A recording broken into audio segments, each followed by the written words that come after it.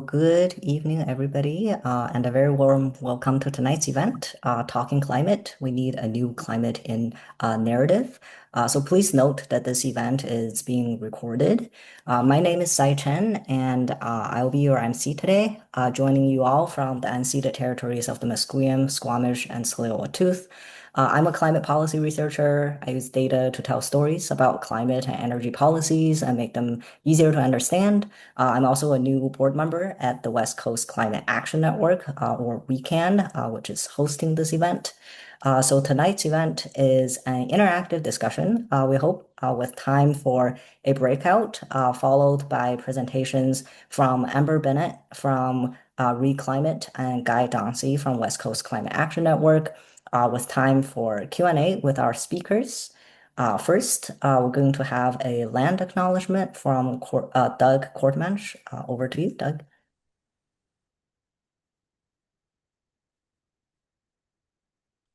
You're muted, Doug.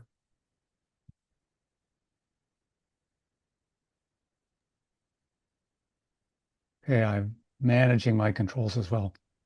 Good evening, everyone. Today we're meeting on Zoom, which is a global technology platform for communication and collaboration.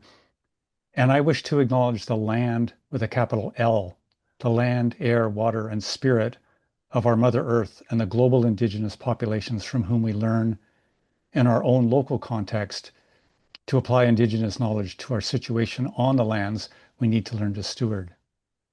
A land acknowledgement is about two things that are both separate and connected. So I live on Musqueam territory, and my late friend Tetayan, also known as Sulkson or Shane Point, gifted the 6 teachings of the Musqueam to the PHSA, the Provincial Health Services Authority, and this includes the Children's Hospital where I work as a surgeon. And the teachings are Thi-eat, or truth, which is something we look for, recognize, come to terms with, and learn from. I-Shlaksen, good medicine, something we need to be to each other and the land. Nutsamut, we are one, and this includes all our relations. Waxhooksin Squalawan, open heart and open mind, and this is how we should approach life. Quam stun Squalawan, make up your mind to be strong. And to me, this means accepting reality, working towards a better future in a pro-social way.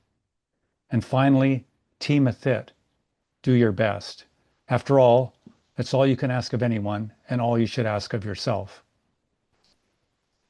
The second relationship, after your relationship with Indigenous people, is your relationship with the land and all our non-human person relations.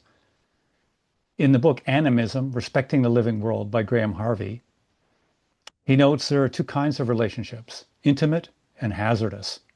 And the opposites would be distant and safe, which doesn't sound quite so interesting or fun.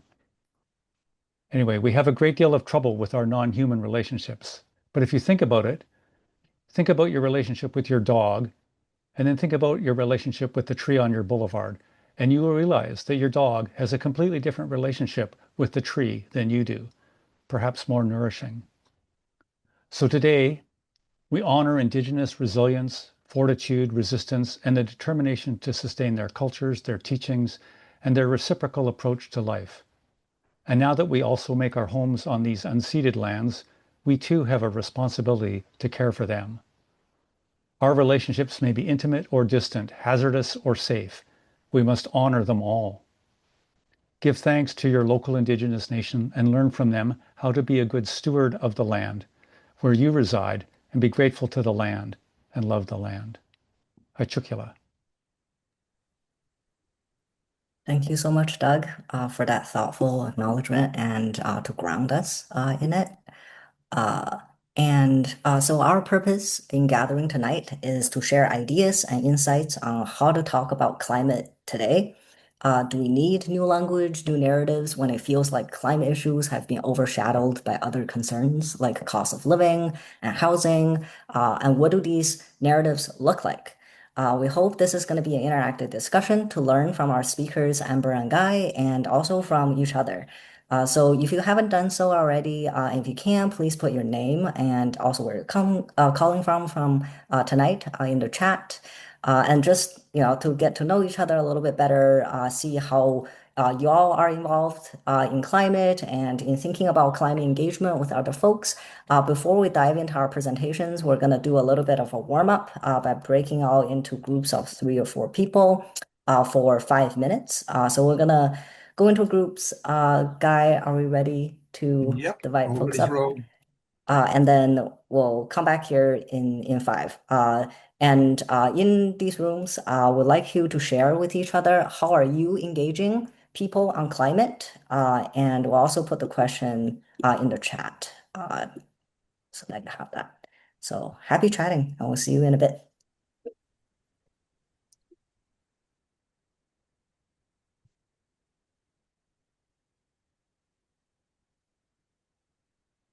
So I'm watching now who's going to which room, how it works.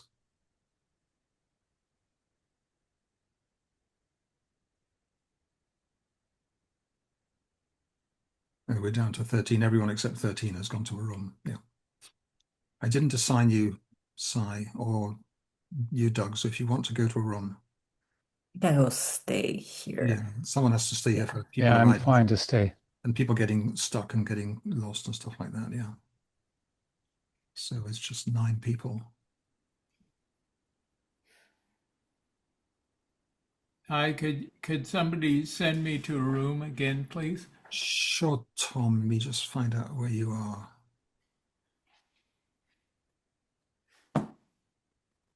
Huh. Can't see where you are. I'm looking. There you are. Thank you. Yves Miron, do you want to go to a room? Yes, please. The link was too short. I couldn't grab it. Oh, sorry. Oh, who else? Nathan, I'll send everyone to.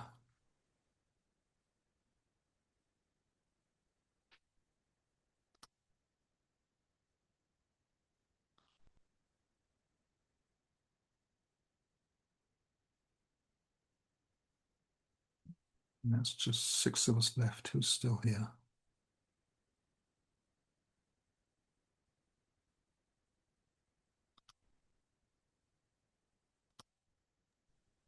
There's only one person in room 2.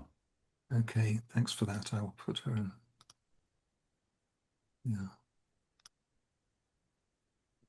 There's someone new just joined.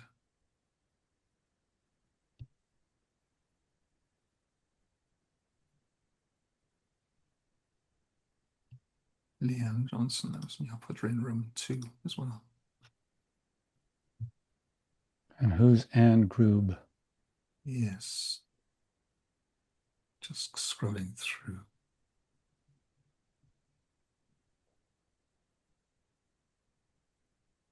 I did it. Okay.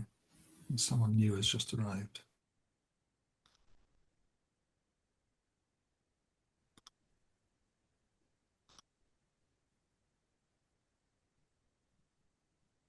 So there's just 5. There should be 2 other, Christine and Sai. That's not a different Sai. Just There's just another, Christine here. yeah, and there's another new Okay. person here. Yeah. Jeff Keatley in room 13 asked for help. Oh, how do I can, oh, room 13.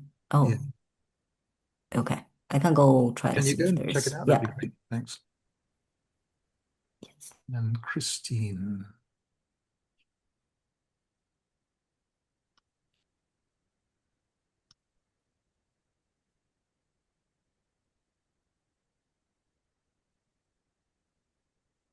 I just sent someone to room 13. Yeah, that's good. So where's Glenn not showing up? By the time we finish this, they'll all be coming back. Yeah, I can see Glenn Bokoroth in room 13. Okay, so Christine has got a still. I can see Sai in there too. Yeah, she went to help out and solve the problem, whatever it was. Trying to find Christine's. They're in a faded text when they're not in a room. Christine Pauley, room 12 not joined. There we go. Move to room 6 and you got 2 people in it. Well, I could invite her. She has to choose it, I think. We could mess with them all and move them all around at random now. No, I've done that before by mistake, not understanding how the system works. And people are suddenly shoved in a different room and they didn't appreciate it. So Yeah, we'd be the evil gremlins. Christine's listening to us. so every group's got 3. Only one has got 2, so good. And I'm not. It's interesting. It doesn't list me as unassigned, maybe because I launched the thing. So did you check the time when we put them in the groups? Nope, No. How long do you think they've had? 3 minutes? probably. Yeah. So there's a 1 minute there, so we give them another minute.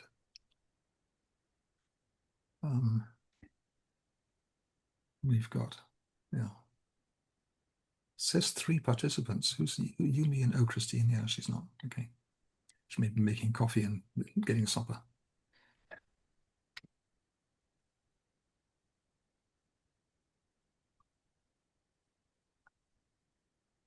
The tools are pretty self-explanatory. It's just you need to practice with them, I think. Yeah, I'm getting pretty familiar with them now, but it's pretty difficult when you ask people to join a group for a certain geographical region and then you have to put people in groups. Also, Satya Brown, I know who she is, so Oh, yeah. put her in a group. There's a one there, it's room 14, it's only got 2 people in it. Yeah, it didn't work. 12. There she's got now, yeah. Oh, well. Hi, Satya. You're muted, Satya.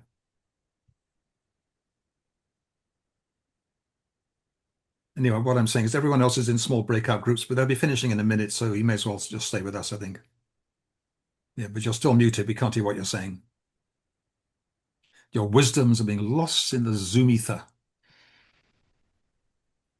Oh, Hi, Satya. Guy, I think it's 5 minutes. So Yeah. do we want to bring Okay, folks I'm back? going to give them all 1 minute notice, 60 seconds. I'll do that. I've Okay, just done it right awesome. now.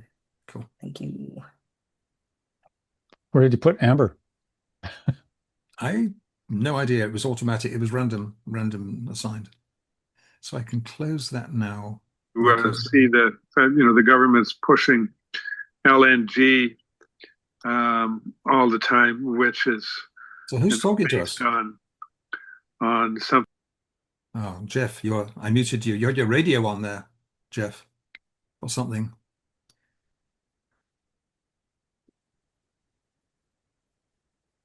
Is Amber a co-host?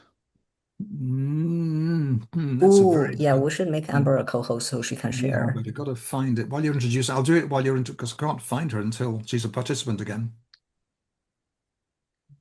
And So she has to be at the top of the list. while so I you're can- introducing her, I will Okay, sounds good. as soon as everyone's coming back now.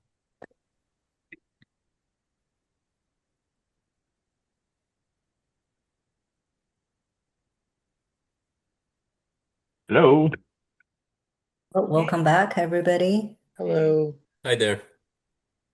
Can I just say Uh, one little thing? It would be great to have slightly longer breakout groups because we had just begun to actually connect when we were kind of. So, and this has happened before at other Zooms of all kinds, not just weekend, but it's just please give us more time. Okay, gotcha. Agreed. Okay. Thanks for the feedback, Susan.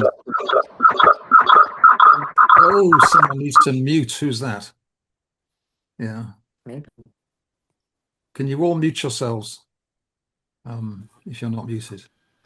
And Amber, can you put your hand up so you go to the top of the list that I can give you co-host privileges? Your electronic hand, and then I can find you in the.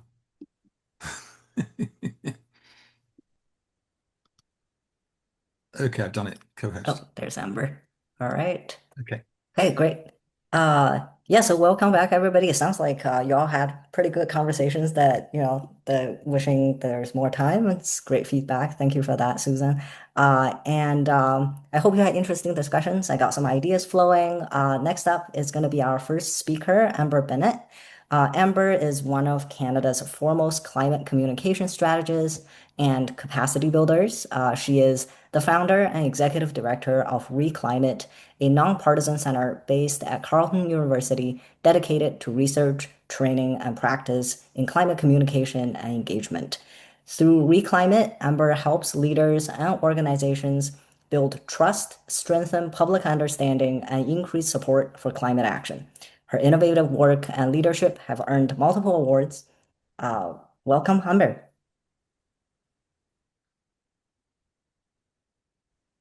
Thank you. Can you hear me? Yeah, Yes, we're all good. good. Okay. Well, thank you. I agree. We're just getting started in the breakout rooms. So I feel like what I'd like to talk about is some research that we've recently done. And so I have some PowerPoint slides. I've got some charts, and we've done our best to simplify and provide some steps in terms of how we might break the silence around climate change. So that just came up as I was leaving my breakout room. I have about 10 or 12 minutes, I would say. And often what I prefer to do is have a conversation.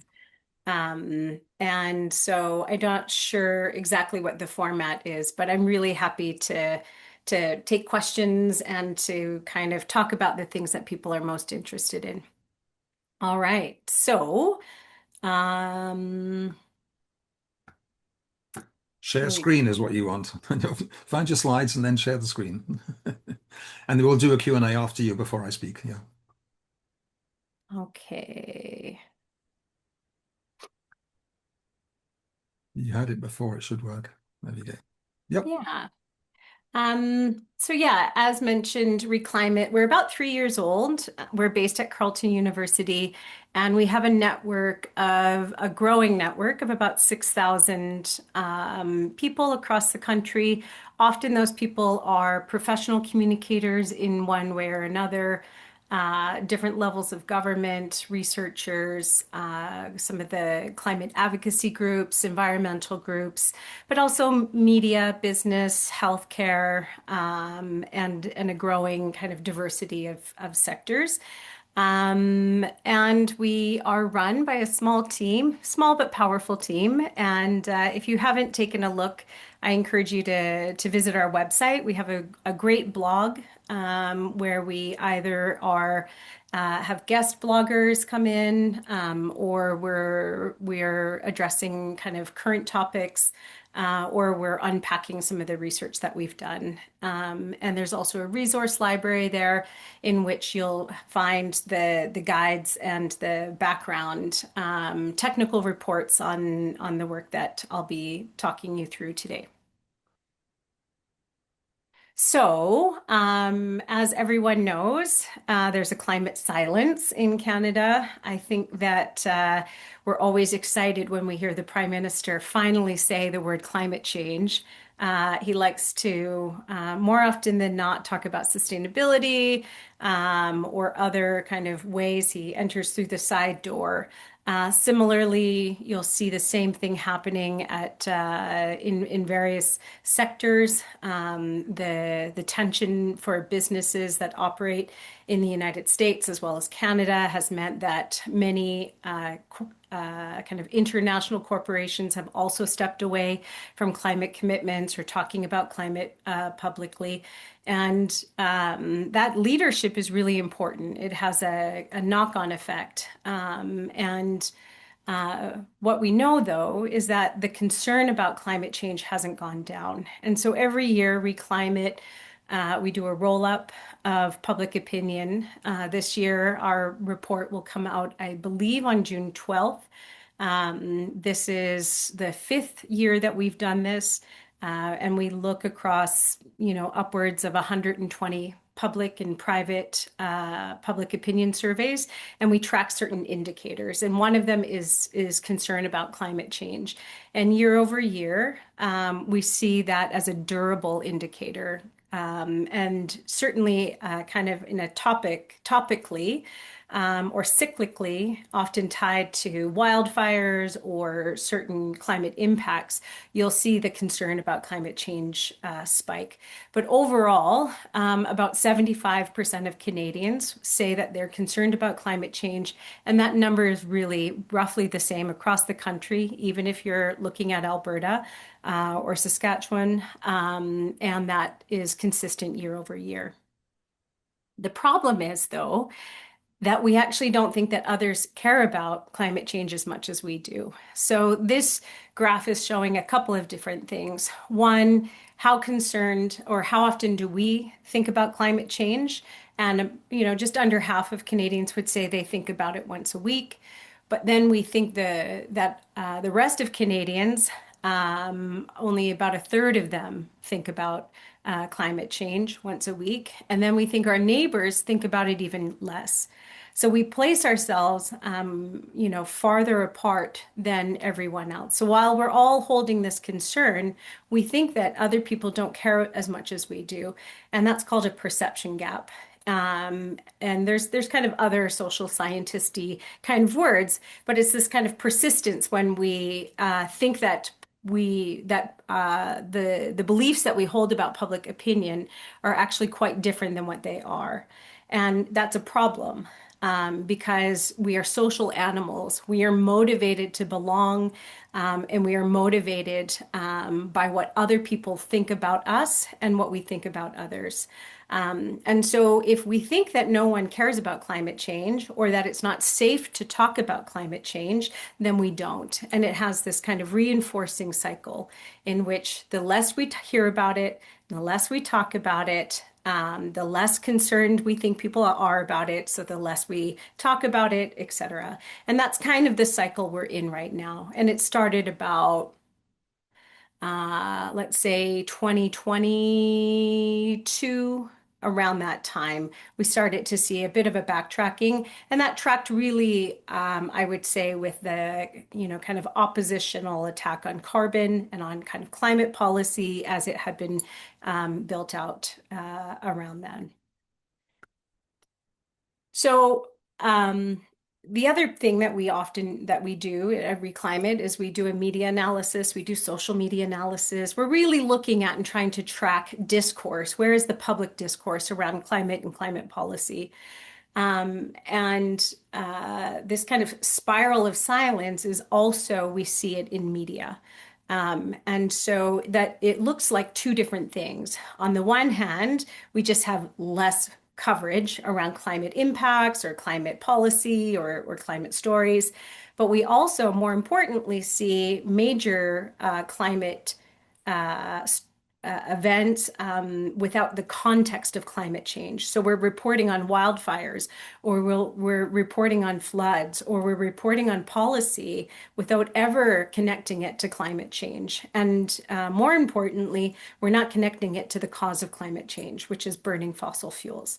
So that kind of silence looks a little, there's a few different parts of that. One, we have less coverage of climate change. We then have climate being covered, or impacts and events and policies being covered without the context of climate change attached to it. And then persistently, we don't connect the cause of climate change, which is burning fossil fuels. And then the other part of this spiral of silence is also that leaders avoid action. And so what we know is that when leaders talk about climate change, it does two things. One, it builds confidence that there's a pathway and that we are on a journey. It also provides the social norm and the social permission for others to talk about climate change as well. So this piece around and the importance of political leaders or community leaders or leadership, be it in churches or be it in community groups or political leaders, that leadership is really important because it provides that sense of social safety, and it also provides a sense of the journey that we're all on together. So Well, we did is we took a look at this and we're like, okay, so if the problem is the silence, how do we break it? And so the next few slides are really a roll-up of quite a bit of social science, of research that others have done on the topic, and we've done our best to simplify it. Again, on our website, we have a guide. I'll show you the cover so you know what you're looking at. There's much more detail within that. I encourage you to take a look at it. But we've identified kind of 4 steps, and they seem very simple, but I want you to trust that there's a lot of evidence underneath of them. 1, showing people that they're not alone. 2, showcasing climate action. 3, meeting people where they're at. And 4, using simple narratives that resonate. So what does it mean to show people that they're not alone? Again, going back to this principle that we are social animals and we want to belong. We are fundamentally motivated to belong. So showcasing that over 31 million Canadians care about climate change is really important. We need to mirror back to Canadians that you're not alone, other people care, and therefore it is normal to care. 2, don't assume that people are not looking for information. 80% of Canadians say that they want more information. And, kind of adjacent to this is that when people go out and look for information, often what they're finding is not good quality public information. What they're finding is misinformation or poor quality information. So activities, open houses, face-to-face community events, providing good quality information if you're an organization on your website in formats that are easily searchable by AI chatbots or by web browsers, et cetera. This is really important, and in addition to media relations. And then 3 is showing that a range of people care. So we often have this kind of quintessential environmentalist or climate advocate in our minds, but that's not the case anymore. There's really a wide diversity of people. 75% of Canadians can't all be climate activists. So it's really important to show engineers, show people who live in rural areas, seniors, business leaders, nurses, firefighters, et cetera. Show that there are people like you also care about this. And that works in multiple ways. This graphic here is just an interesting campaign that was run by an organization called My Climate Plan. The best performing video was a farmer and a mom who had been impacted by wildfires, and her talking about her story. The other part of this is that we're not alone, is we're literally not alone. 74% of Canadians still believe that climate change can be addressed. This aspect of agency or of efficacy, that we can actually do something, is also a part of what makes us human. We want to feel like we can, that we are effective, that we have a choice, that we can act, that we can do something. That is a part of what fundamentally motivates us as well. So, when we fielded the survey, 74% of Canadians said that it's still possible to reverse the consequences of climate change. However, it's still a supermajority would say that if everyone does their bit, we can tackle the causes of climate change together. So this is really important, that not only do we feel like it's possible to do it, but that if we do it together, and everyone does their bit, that's possible. So that kind of sense of we're in this together, we have, we can act, we have agency, we have choice, we can do something, is very, very powerful, and powerful to reflect that back to people. 2, showcasing climate action. We kind of have this, we talked a little bit about it in our group, but this kind of death grip that the oil and gas industry has on the Canadian narrative around the economy, that Canada's economy is won or lost with the fossil fuel industry. There is transition and change happening in every community across the country. And it is so important to showcase that. Not only the different jobs, the businesses, but also the work that we're doing at a community level, whether it's putting solar panels on public schools or building various types of infrastructure, natural infrastructure, protecting wetlands, protecting natural areas. So it is a point of pride as well for Canadians. We asked them, would you be more proud of being a renewable energy superpower or a fossil fuel or oil and gas superpower? 70% of Canadians feel more pride in becoming a renewable energy superpower than being a fossil fuel superpower. That's really important to reflect that back. And as we begin to understand this is happening, we are building out small scale distributed renewable energy projects, that it's not as massive as and unsurmountable as we thought it was. People are doing it, and telling those stories of people doing it is really important. The other part here is speaking up, highlighting the expectation that we expect leaders to act. 64% of Canadians said that they want leaders to keep their promises to act on climate change, even when it's difficult. So not only do we think it's possible, not only do we care, not only do we think it's possible, but we want our leaders to act, even if it's difficult.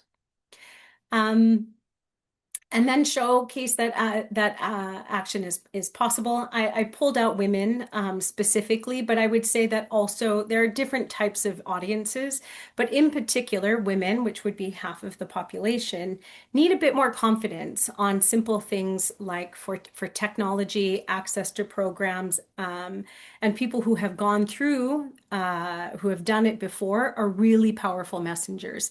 So this 91% of heat pump owners would recommend one to a friend. We know, we've done lots of research on this.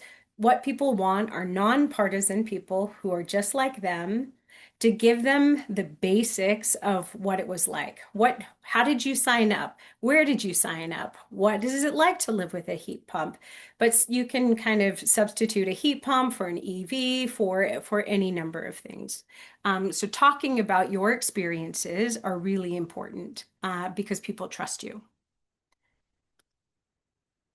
3, meeting people where they're at. So Sai, you mentioned this a little bit, but the power of simplifying our language is so important. When we talk as technical experts, we inadvertently tell people that only technical experts can think and care about this stuff. So the idea of moving from this kind of technocratic speak of decarbonizing to simplifying it, plain language, getting rid of pollution, net zero, no pollution, economic, energy transition. We're talking about opportunities, emissions, GHG. We're talking about pollution. When we're talking about extreme weather, we're talking about deadly heat, destructive storms. Using your own language is so inviting for people. It invites them in. And the implicit message is you do not have to be a scientist. You do not have to be special in order to care about this and in order to talk about it. The other part of this is connecting local impacts to daily life. We spent a long time in the climate movement talking about global emissions, about the Paris Accord, et cetera, and that made sense. But what we know, what is much more effective is if we can link climate change to people's daily lives and climate solutions to people's daily lives. And so talking about protecting things in our community, or talking about the things that happen within our households.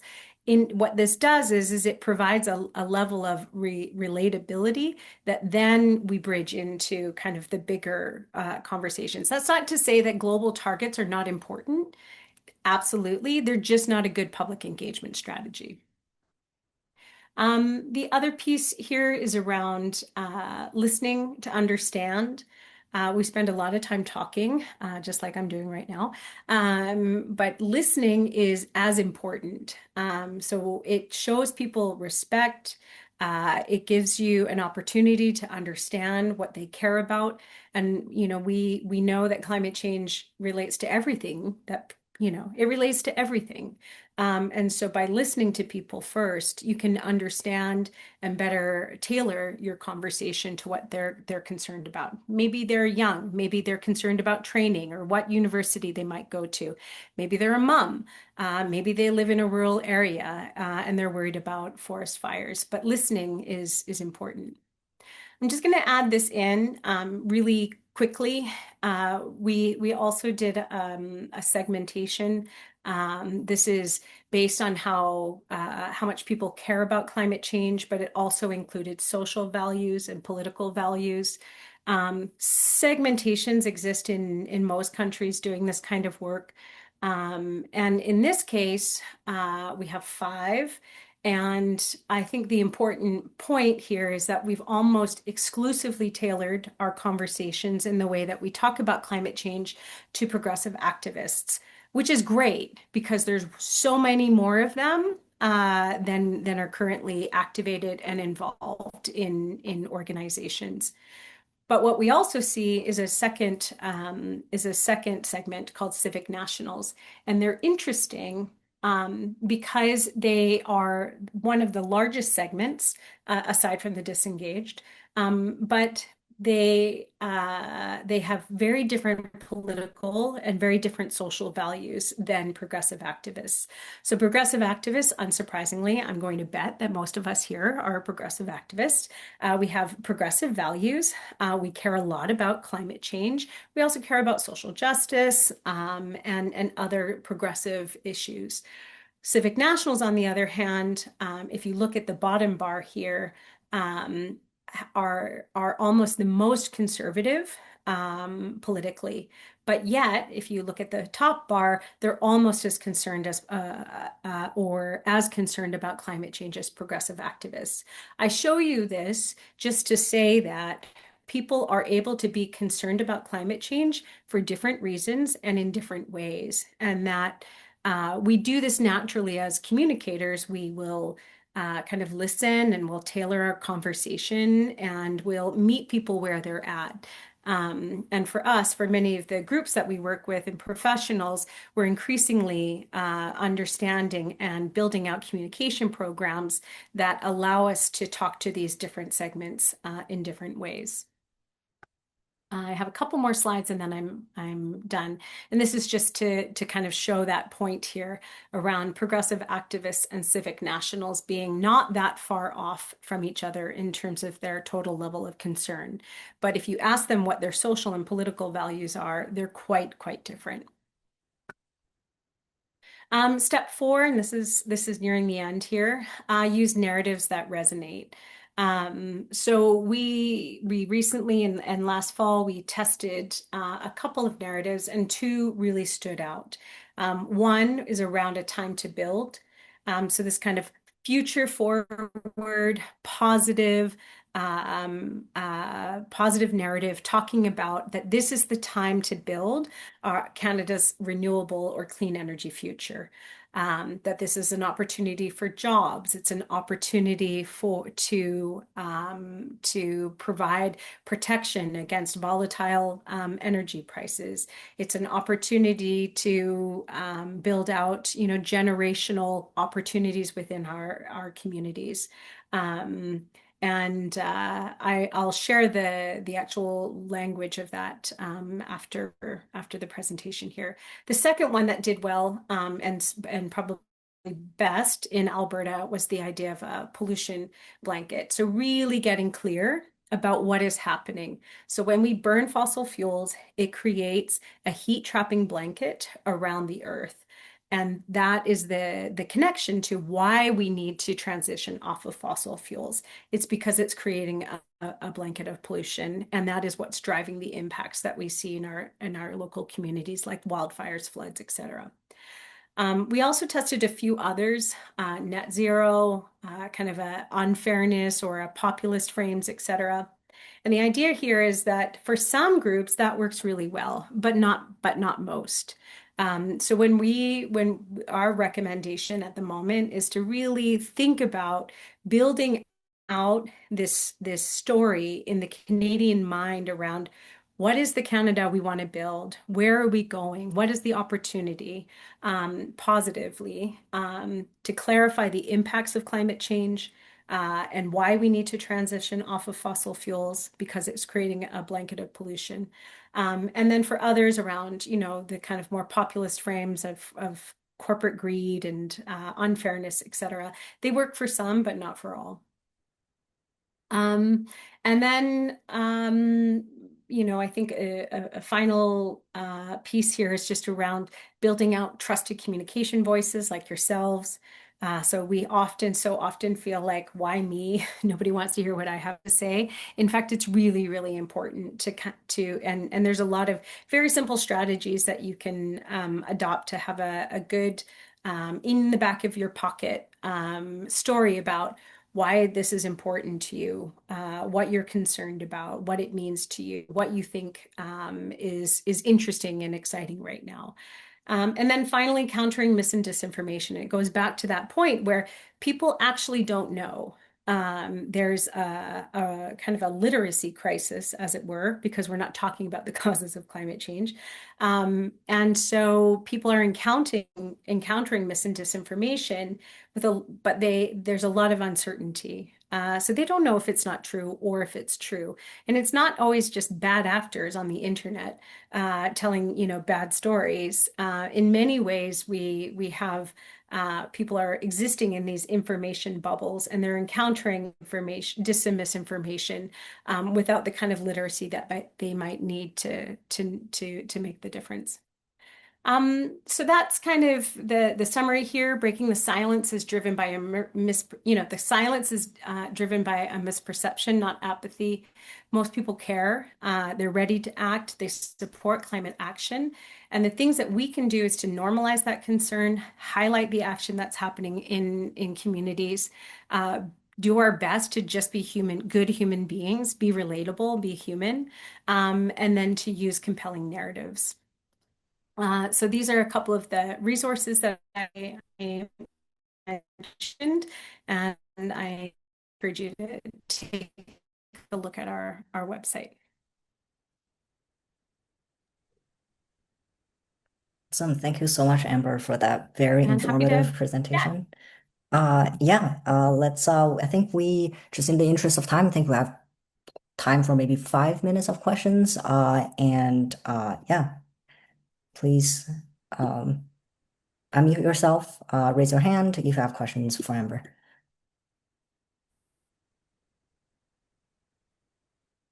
Eric.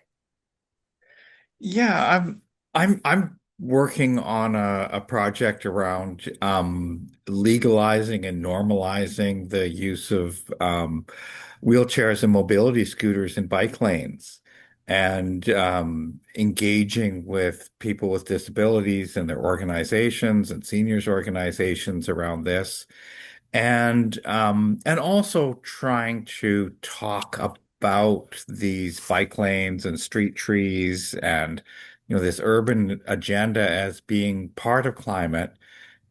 And some of the people I'm working with are a little bit reluctant to bring the climate message in. Can you tell me, what would you say about that? It's like, are we going to alienate people by raising this as a climate action? I'm so happy you asked that question. Hot off the press is a piece of work that we analytics specifically does mention climate change.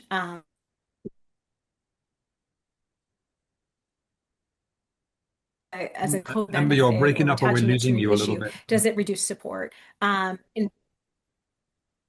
sorry, maybe turn off your pardon? video. Your signal is getting very weak. Maybe switch your video off, just get the sound temporarily.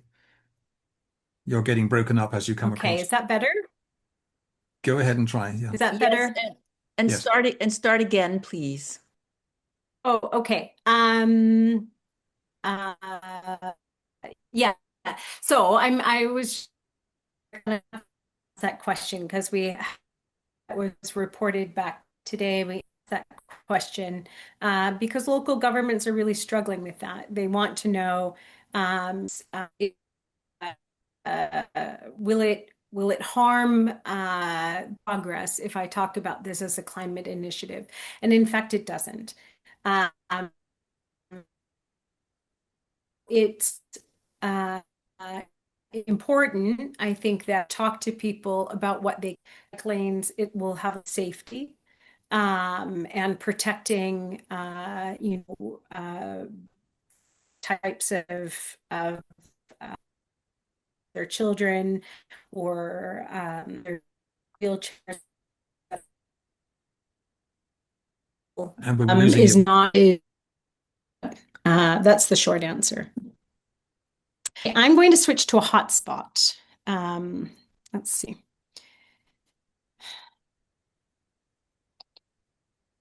I'm sorry, everyone.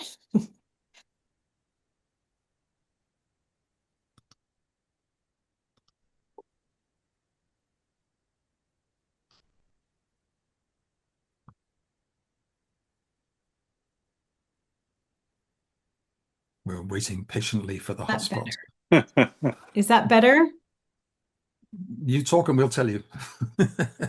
Is that any better? Is that Yes, This is more better. clear? Yes. Yes, it is Okay. better. Okay, I apologize. Anyhow, the long and the short of it is, yes, talk about climate change. I would lead with the main issue with the audience that you're talking to. In this case, it's likely to be safety and protection. All We right. better move. We better move on. Yes. Simon. Yes. Yeah, so I think we have time for Or- one more question. R. Glenn Volkroth, if you can unmute yourself. And for Susan and Glenn, if you don't mind putting your questions in the chat, just so we can move on to the next part of the presentation. And then Amber, maybe you can provide your responses in the chat as well. Go ahead, Glenn. Hi. I've got a couple of questions related to forest fires, not only in Alberta and British Columbia, and I understand that some of the smoke from one of those two provinces ended up in Italy sometime last year. Is there anybody who is counting, trying to make an estimate at least of the amount of pollution that comes from forest fires? Are any provinces or countries or regions trying to include those in the blanket that's being created around the world? And why not? I mean, if British Well, Columbia Glenn, has. Yeah. Yep, go ahead. Yeah, I actually think, Glenn, that last year there was a report that included the carbon emissions from wildfires in Canada. And I believe that it pushed us over the edge of one of the most. Polluting? We've lost you. No vocal.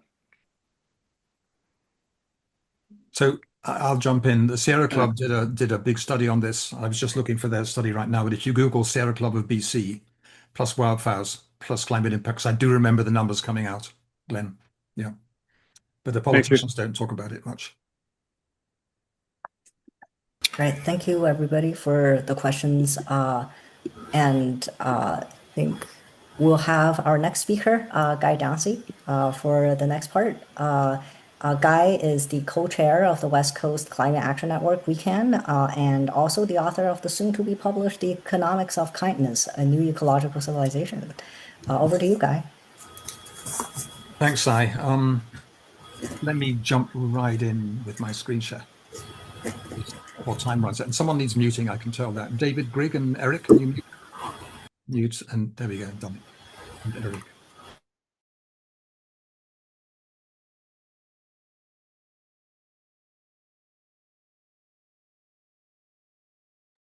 Guy, you're muted.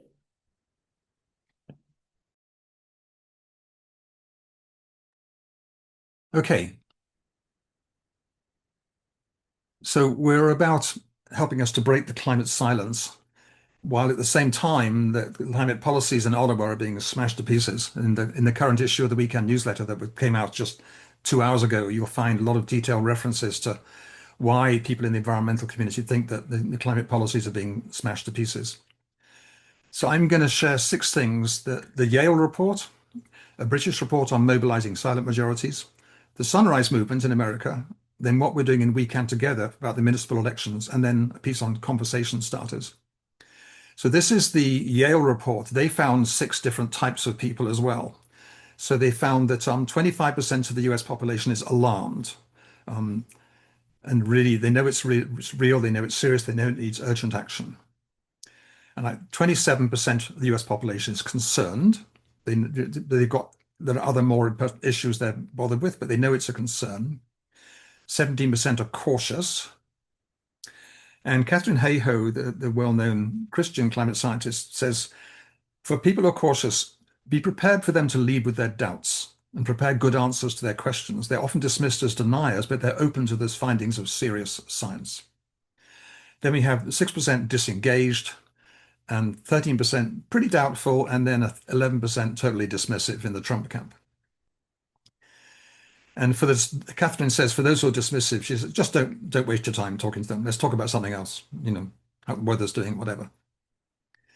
So in Britain, they've looked at this question, the same question that Amber brought up about the silent majorities, and the big report called Mobilizing These Silent Majorities. And they believe there are 6 of them, or actually 7.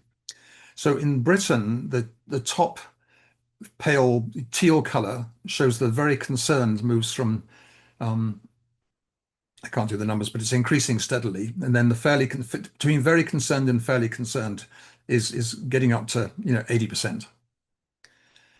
So 87% of Britons are concerned, but 55% rarely talk about it.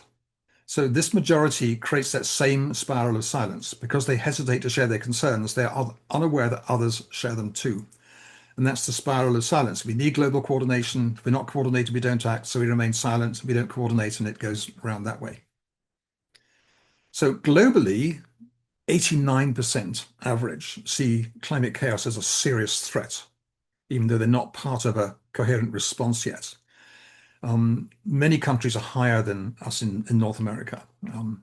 South America, 94%. It's big numbers. Uzbekistan, 96%, where they're experiencing this stuff. So, and this is a chart of people in Britain, where the right-hand column in these 4 is progressive activists, the very same ones that Amber identified. So, with their other values, they're currently ashamed to be British. They're in favor of immigration. They believe in the values that people call woke, and they think that the campaign to stop just oil is a force for good. And then we look at the other one. The first of these majorities is the climate concern majority, who see chaos as a serious threat. So reassure them they're not alone, invite them to join a climate action group is the best response, because the only real solution to climate anxiety is climate action.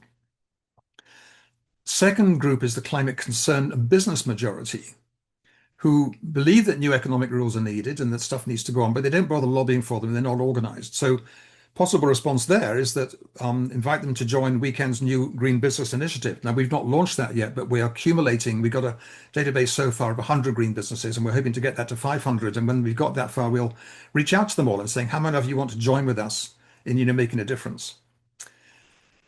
The third group is the reticent climate scientific majority, who privately recognize the depth of the risk, but they communicate oh so cautiously in technical language, and they don't want to come out in public. So the response to that in BC might be to create a database of all the climate scientists in BC, and then write to them all, invite them to get together on a strong sign-on letter to speak out together so they don't feel they're on their own. The fourth majority is those who believe that decline and collapse people, followers of Bill Rees, who believe civilization is heading towards catastrophe because of all these factors. And I think it's only fair to say the response is that they're not alone. Many people think this way. if they join the climate action group, they can at least do something, to mitigate the scale of collapse that's coming. Whether we believe it's coming or not, there's a bunch of people who seriously do think that we're in a doom loop and we can't get out of it. But it doesn't mean we sit down and be helpless.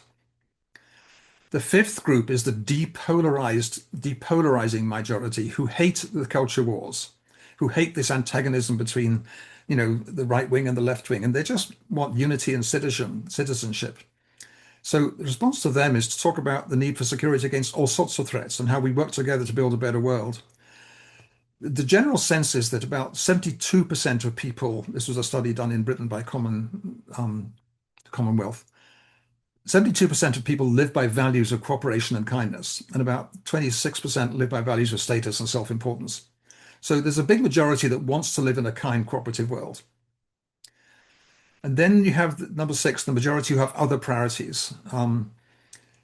These are the ones I was actually just talking about here. They're timeless values. They want simpler, happier lives with more community, less materialism, but they don't think others think that way. They're inundated by the media, concerns with money and status and TikTok and endless reels showing of people doing dangerous, amazing things. But actually, they're ordinary people who want to live in a simple, cooperative way. So using the language of values with these people is more important than the language of science.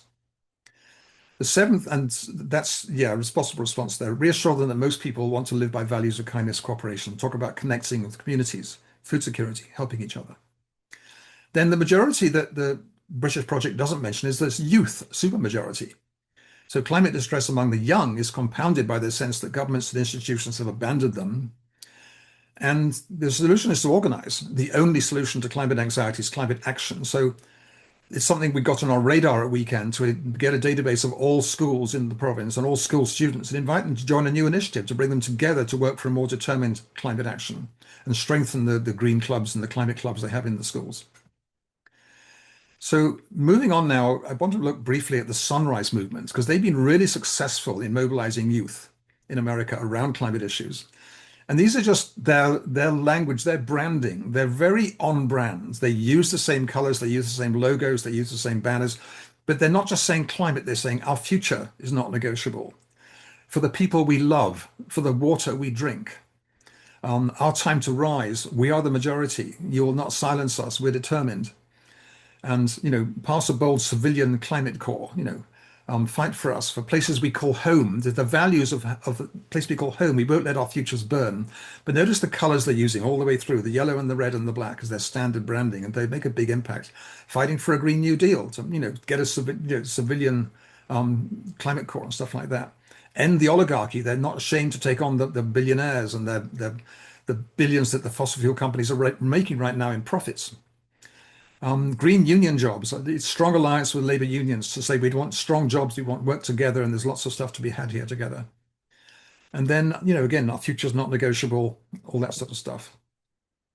We're ready to work, we want to get to work, give us something to do, and things like that. And they go into the politicians' offices with this stuff. They're very blunt and the GOP hates Gen Z and stuff like that. So then our 4th topic is We Can Together. It's our campaign to get climate champions elected to office on October 17th in the municipal and regional district elections. And the team has worked on this and they've discovered that their campaign messages is that voters rank bread and butter issues like affordability, housing, healthcare, and safety as the top priorities. And they want candidates who can address their issues. So our team has decided that in this election cycle, we'll put good policy for people at the center of our story. Climate benefits are a powerful plus, but they're not the main headline. So the 4 themes that the team are working on are vibrant, walkable communities, safe, affordable, comfortable homes, transportation and safety, bike lanes, transit, electric vehicles, and urban ecosystems and natural places. So these all address bread and butter concerns that voters have, but they're also climate solutions. So that's going to be the thrust of their mobilization to get champions for these things who are also climate champions elected. So finally, I'm looking at some conversation starters, a couple of ideas that are across my radar. So people are saying all these different things and they're it's confusing because no one knows how to deal with all these dilemmas at the same time. So I call it 6 layers of anxiety. So I put together this imaginary wheel when everyone wants a better future, which includes housing action, climate action, strong democracy, all those good things. And the reason I put it on a wheel is that you can buy on Amazon a spinning prize wheel. It's about two feet high. You can use it as a conversation starter to spin it and see what people come up with. So I've put the thing onto the wheel there, and you can invent any topics you want. That's what it would look like on a table when you're spinning it in a farmer's market. Or if you don't like AI, close your eyes for this one, because this is what AI does with the same thought when it's on a table and it's a conversation engager. Spin the wheel and talk about what you want to achieve and how and you can change the topics. You could have, what are the causes of climate crisis, or how do you think you can act? And you can bring several topics and put a different set of paper on the wheel to turn it round. So the other thought is coming from a group in South Devon in England called Common Ground, who are really worried about the impact that the reform, which is extreme right wing, are bringing into their communities. So they have developed, they say the billionaires and the media are using hate and fear to divide communities and win power. We believe there's more that unites than divide us, and we're having the conversations that prove it. We're out on the streets every week, listening and talking to people. We use our sticker board poll to kickstart conversations. So that sticker board on the right, it's handmade, it's based on a template, and it has questions like this, so you can see questions on immigration, top question. They're deliberately handwritten so that you read them out to someone. It's not a corporate thing. What you do makes a difference, and you have to decide what kind of difference do you want to make. Do you agree? Yes, everyone's saying, third one down, you would like to see our voting system modernized so that every vote counts. It's a conversation starter. Is there more that unites than divides us? People aren't sure. Another example here is one there. Is enough being done to tackle the climate and nature crisis? Almost everyone is saying no. Do young people have better prospects than their parents? Everyone's saying no. But it's a great way to get conversations started, otherwise than sort of starting off with how are you doing today, where do you live, kind of stuff. And there's another one saying we need more kindness in society and politics. So all of us can do this. Actually, if you go to the Common Ground website, they actually offer trainings in how to do it all, but it's a very simple methodology. And I'm going to see if I click on this link and stop sharing. And you need to be patient with me now for a minute. Hi there, and welcome to Common Ground's website or Instagram feed. We've had a really positive reaction to George Monbiot's article on us in The Guardian on May the 7th, as you might expect. And it's clear that there are lots of people out there who feel exactly the way we do, really concerned about the direction of travel, bothered by the toxicity in the political discourse, thanks to the media and certain politicians, and frankly terrified at the prospect that First Past the Post could deliver us a reform UK government and we could find ourselves living in a version of Trump's horrific America. This is not something any of us want, and we need to do all we can to stop it from happening. As a first step, if you want to try this out in your community, what we'd ask you to do, please, is to sign up to our newsletter so that we can notify you of our online training sessions. And in those sessions, which are very informal and interactive and lots of time for questions, what we do is take you through the practicalities, what you're going to need, where to set up, how we arrive at the questions, how to evolve questions. Obviously, you will be helping with that. We'll all groups will talk to each other about what's working and what isn't. And then practical stuff like, how to deal with difficult people, because occasionally, unfortunately, you will encounter them, but we've got some tactics for diffusing situations quickly and efficiently. And actually, 99% of the time, your encounters with people are going to be great. They're going to be really enjoyable for both of you, because people really, really appreciate this opportunity to voice what they're feeling, what they think about stuff. And going through the questions does enable you to gently correct misapprehensions, misinformation, disinformation in a very gentle and kind way. So sign up, come to one of the training sessions, or come and join us on the street, and we look forward to meeting you soon.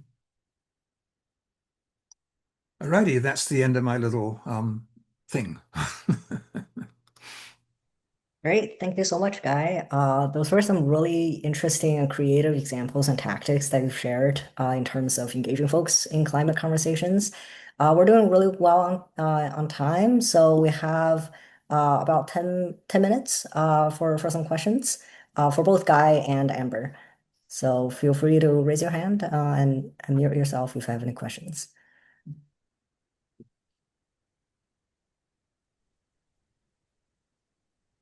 There's a lively lot of stuff going on in the chat, but I haven't been able to see it all, right?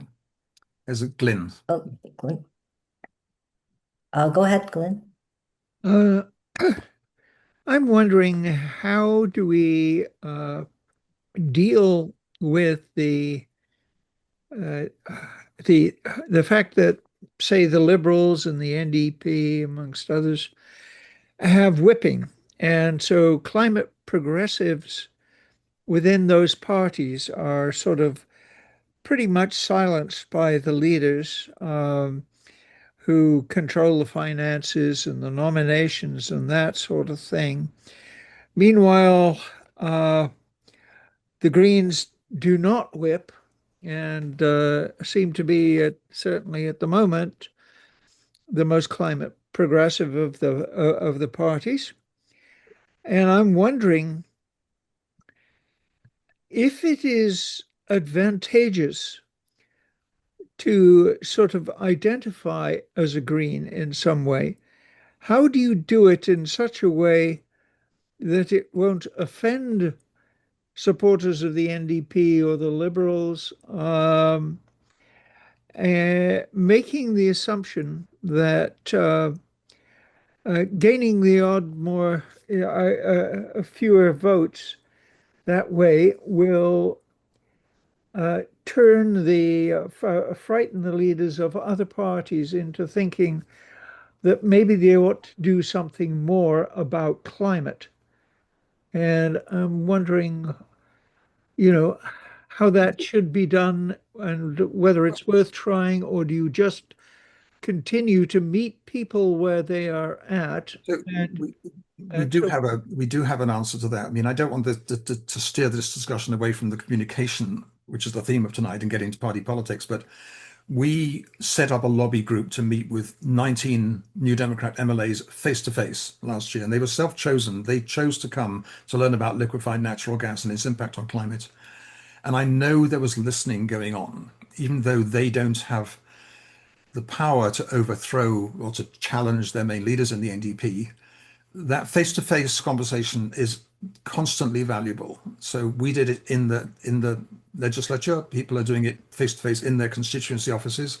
But there's nothing better than those personal relationships, I think, with all that stuff. So as to the Green NDP thing, we argue with each other during elections, but I would guarantee that half the people here tonight are NDPs and half are Greens, and we're all on the same page when it comes to this, right?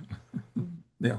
Yeah. But I would just echo that. I think that, we know that the Liberal Party has a climate caucus. There are upwards of 50 MPs, and it's far more effective to have conversations with them and allow them to bring that back into the party and have them working on the inside. I appreciate your point around whipping, but I think that what we see is a distrust of the idea that Canadians care, that they want leaders to be held responsible and accountable for their actions. And so often what those political leaders, who they hear from, are lobbyists, or, if they're at a local government, they hear from opposition. And the more we can be in conversation and put a face to the numbers that we know and the silent majority, and speak on behalf and show up as real human beings, I think is just critically important. And to tell stories of the places where you live. I know that seems like it's not enough, but nowhere close. Yeah. So interesting, Amber. When we did our big drive to lobby the MLAs this year, it was around the climate emergency report in BC, which basically said fail, fail, fail, fibs, holding the government's feet to the fire. if we did another round of meeting our MLAs, listening, taking the lessons that you have been sharing with us and share with them the information on how many people care about climate and use the different language with them, just to get that information across to them. Those numbers are so impressive that might, instead of, they get defensive when they're told the government's failing. So they don't, they find it hard to take. But if they hear that the majority of their constituents care about this, that might be something they will welcome that information. We put And together, give them something to win on.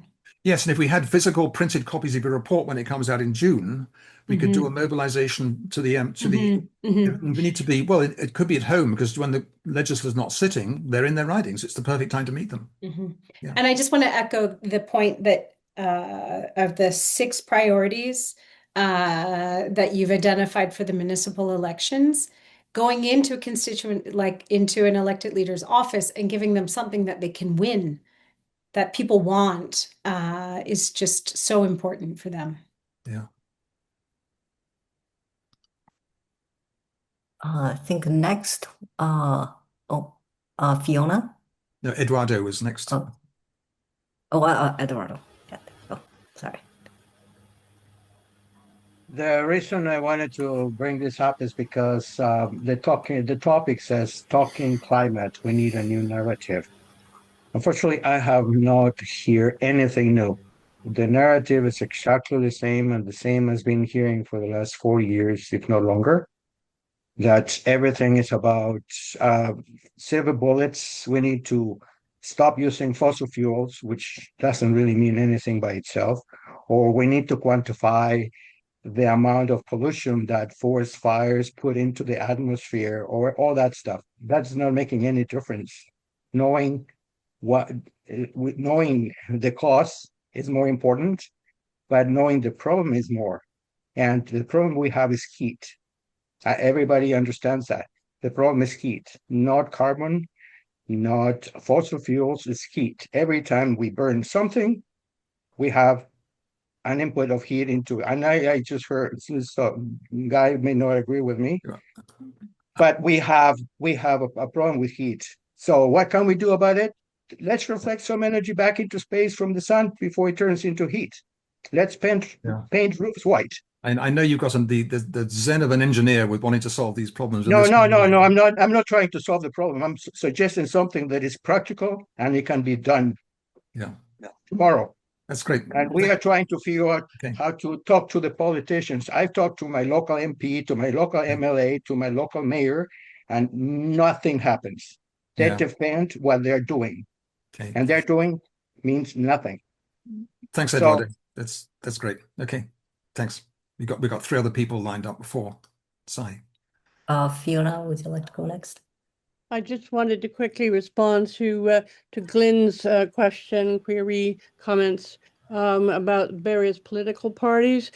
Having spent 25 years as a very active NDPer, and then went green and voted for Carney, what a mistake, in the last federal elections, I have, because I've known him for 20 years, I have taken a great deal of hope from the fact that Avi Lewis is head of the NDP, because if anybody takes the whole climate question and everything related to it seriously in that party, it's Avi. So I'm just saying for anybody who is NDP inclined, I think the very best thing we can do is support Avi and push the party and push other NDP MPs to support what I think what's going to be a very, very strong stance on climate. Thank you. Thanks, Fiona. Great. Thank you, Fiona. Yves? Eve. Yeah, it's pronounced Eve, but I'm a guy. Okay, very quickly, I asked a question in the chat line and it probably didn't get picked up, but it seems to me that whether we're activists on the climate front or other more sectoral issues such as forestry, etc., we're all headbutting against the same fundamental problem, which is that we do not find a reasonable path, or even a promising path with elected officials at many levels of government, certainly provincial and federal as well.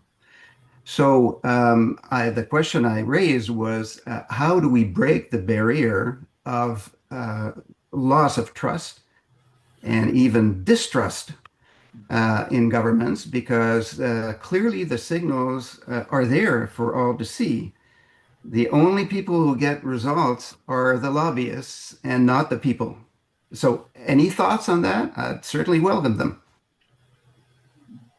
Amber, I'll pass this one to you, the hot potato. Revolution. You know, I think the long answer is yeah, I actually don't have a good answer for you, Eve. I could not agree with you more. I do think that one thing I am wondering about is the power of face-to-face in real life, community-based relationship building, and what that means when we can bring a constituency of people that that politicians need to pay attention to. Yeah. It really is, I think, at this point about power building. And power building comes from relationships and being in relationship and community. So there's lots of, I think there's more that I could say about it, but I mean, I'll just chip in because with the municipal elections coming up, a lot of progressive people are going to be on doorsteps talking to people one-to-one. And we know that the process called deep canvassing works to slowly change people's minds, but it takes half an hour per person. That method they're using in Devon with the clipboard and the things is much faster in getting conversations and getting people talking together. So I'm sort of hoping to get the candidates, when they're at their farmers markets and things, get the conversations going, because every election is a set of conversations. I just read Catherine McKenna's amazing book called Run Like a Girl, or how she got elected to office became minister. They had 100,000 street level conversations in the run up to her nomination and getting elected. And so every one of those conversations is a chance to use the kind of language that Amber's talking about and get people realizing it's climate action and affordable housing action. It's climate action and green spaces. It's climate action and decent transit. It's not an either or. We're big enough to humans to take both of these things. What the government's trying to say is, no, you can't do that. It's only the other things. And they're just using false information, the government themselves, the NDP and BC, to pretend that people don't care about climate, and it's just not true. I'm longing to hear Andrew Gage chipping in from West Coast Environmental Law. I think David was actually ahead of me at one point, although he's not now. I'm not sure what happened there. Hello, can you hear me okay? Yeah. Andrew, yes. You're muted now. No, Thank you. If I may just respond to a question about the effect of climate change, particularly in terms of the forest wildfires. And I did speak with a professor from University of Montreal, I think she was from. I did ask the question directly, and she said that the wildfires contribute almost twice as much to the atmosphere in terms of emissions than all of the emissions from other sources such as transportation and housing. And that just is a staggering figure. So if I can use that as a segue to open up a different kind of conversation here. You actually made the invite to us about a conversation as a different narrative. And really, we're all committed green, we're all committed to try and reduce emissions and so on, but we're not really changing the narrative. Are we aiming, in fact, at the right target? So if our emissions from the wildfires are twice that, almost twice that, of the emissions from automobiles and fossil fuels used for heating in the houses, I think we need to be more focused on what we can change. So I would declare myself as a transitionist, if I could use that word, amongst this wonderful company of committed people of green attributes. I think we need to think about how we can work with the system. For instance, we mentioned about Carney and what he's doing and what he's not doing, what he's saying and so forth. It would be more useful, I think, if we were to speak about giving him support in electrification, as opposed to, say, putting support behind the doomsayers. The messages that, say, come out of the Suzuki Foundation are strong, and we need that awareness. But there are a lot of young people, they just going to close their ears to that because it's a doom scenario. So to shorten this, I'd just like your thoughts, or anyone in the audience here, to think about how can we change the narrative to think about the future in a positive way as opposed to being all negative. Amen. Thanks, David. That's great. I just want to jump in and say you've said all the right things, David. I mean, really, I think I just want to maybe underscore a couple of points. The idea of moving into action and focusing on action and what can be done, that the narrative that I addressed around time to build. I mean, the qualities of that is that it's positive, it's forward looking, it's about opportunity, and it's about what we'll get. I think the key shift here is moving from kind of a moral argument into a material argument. How will this be implemented? What will happen? How will this make our lives better? And again, the moving from kind of the limitations into protection, into abundance, into how will climate policy make our lives better? Or how will, actually not climate policy, but how will a housing, better buildings, better transit, better jobs, how will that accomplish the kind of vision that of Canada that we want to have? And then moving this from this fear into protecting what we love, protecting our communities, protecting our families, protecting nature, et cetera. So lots of, I think, of what you're talking about rings true, and there's quite a bit of research to back that up. Okay. Thanks both for your presentations. Guy, in the sort of summary of how we can sort of organizing of the local government election, I'm actually like kind of bemused by that we need to lead with like the climate is sort of, I'm probably overstating this, but climate almost as an afterthought that we run on these like if we're worried about the climate being silenced, surely the environmental community, the people who are concerned about climate change, should be the ones who are actually raising it. I think the question is how you raise it in a way that's helpful, as opposed to having it as we're going to have these general public policies.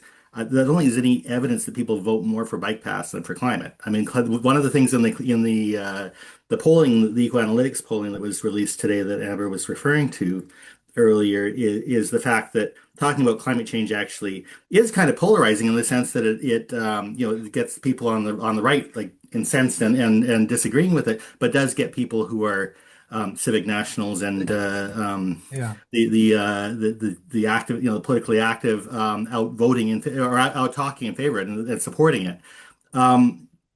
Can I ask? We're just talking about protection, about protection there, and I think one of the things that came through both in that polling and as well in the polling that we've been doing about talking about the cost of climate change is people very much do want to see someone making clear how they will keep them safe from climate change.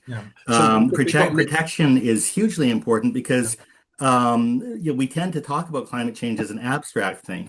And I know I'm going on a bit here, but I do actually think that there's one of the things we always say, oh, people are concerned about climate change, and they are. But the question mark is like, how do they balance that concern relative to other voting priorities and other things? And I think the sense that I get both from the Ecoanalytics polling and from the Stratcom polling that West Coast Environmental Law did is that people don't necessarily see a solution to solving the climate crisis. They are open to the idea that there's things that their local government or that the community can do to prevent people from dying locally. So I That's wonder, something where there's much more hope. yeah, so Lily Marcen from Suk, who's one of the leaders of that team, is with us now. Lily, do you want to unmute yourself and share your thoughts on this one? Lily, are you there? She suddenly left. I think she suddenly left our supper. I wasn't on that team, but they have municipal councillors sitting on the team. It was a collective decision that they wanted to go that way for this. It's experiment. We'll see how it works, right? Yeah. But I guess I'm wondering more generally about the protect. I mean, Amber, I'm sure you have thoughts on sort of like how do we get people not just saying, "Oh yeah, I'm concerned about climate change as an abstract," but feeling it as here's something that I need done in my community. It's about local solutions that are relevant to them. It's as simple as that. You don't have to leave climate off the table, but from moving it from the abstract to the local to actions that make a difference in their communities and in their households. It's really as simple as that. And one of the slides this morning with the eco-analytics thing was entitled "Protect, Protect, Protect," because they saw so many instances where people were, when they're asked about the co-benefits of climate action, where they're like, it's about protecting people in your community, about protecting your infrastructure, about protecting housing. People did very much raise that again and again. It's something we need to be putting much more front and center. It's not just about let's solve the climate crisis, it's about protecting our communities. So Carol and David, are you part of the Transition Suk team that's with Lily on this one? We're part of Transition Suk, Zero Waste.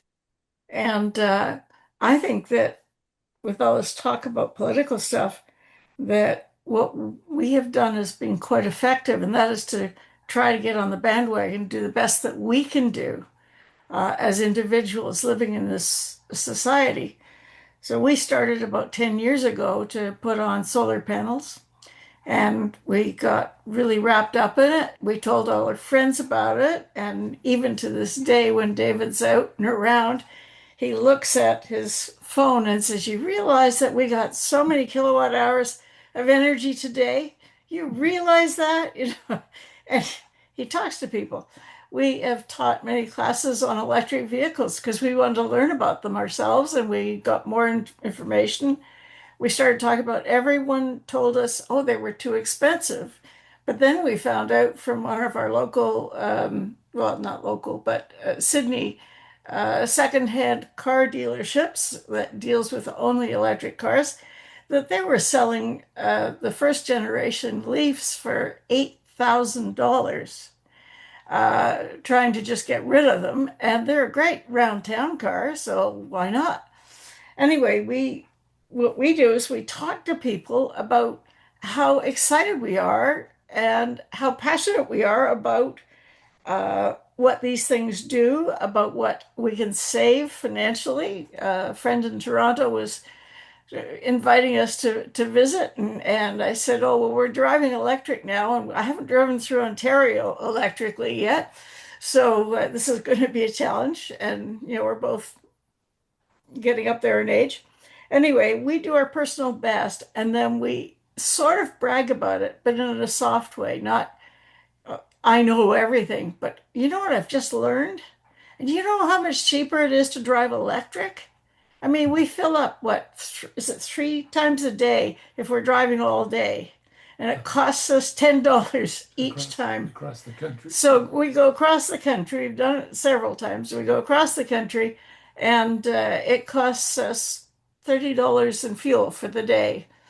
The same thing in a car would be at least $100, if not $150. So we're telling people what we're discovering. If we're excited about it, passionate about it, it seems to help. Okay, thanks. And people want to hear from you. They do. People don't want to hear from politicians, frankly. They want to hear from people who've done it before, whether that's people who have lived beside large renewable projects, or people who have put in various protections for their homes, put in solar panels. What was it like? What contractor did you use? What programs or incentives did you use? How did you do it, et cetera? just really basic, and they trust you. Yeah. Yeah.